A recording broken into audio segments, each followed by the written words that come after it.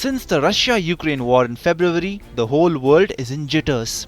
COVID woes were still prevalent. In this case, spillover effects of the war have scared the globe. Amidst all this crisis, India has got an amazing opportunity. We are talking about wheat. As Ukraine gets badly damaged in war, it is creating export opportunities for Indian wheat.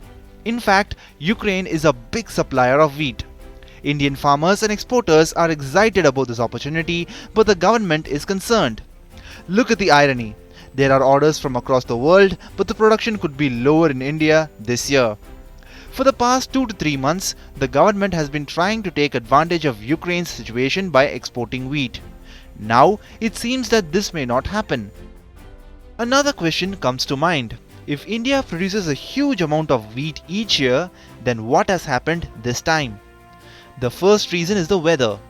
There was a lower amount of rain in March, and that created problems for farmers. Poor weather has impacted both the quality and quantity of wheat. The government is also concerned because there is less stock of wheat in its warehouses. So, it may be difficult to maintain stock at a certain level next year. This may prove to be a negative for wheat exports. Even in mandis, lower amounts of wheat are arriving. Second, instead of the government, private middlemen are selling wheat so that they can get a higher price.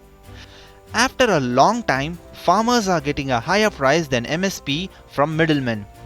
After going through tough times due to lower income, farmers are finally looking happy.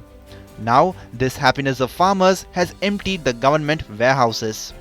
There was a time when there was a rush at the wheat buying center of FCI, but now the situation has changed. Even data suggests the same. In the initial 24 days of the buying season, government agencies are able to buy just 136.93 lakh tons of wheat.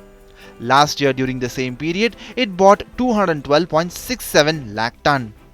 Now on the wheat export front, the government is lagging behind private exporters.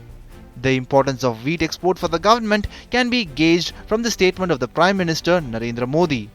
Modi said that if approval is given by the WTO, then the Indian government can use its wheat reserves to fulfill the needs of the world.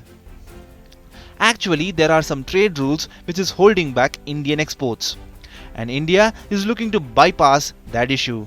WTO rule says that you cannot export the wheat which is bought at MSP. However, if it is bought at market price, then it can be exported. Due to this, in the race for wheat export, private exports are winning.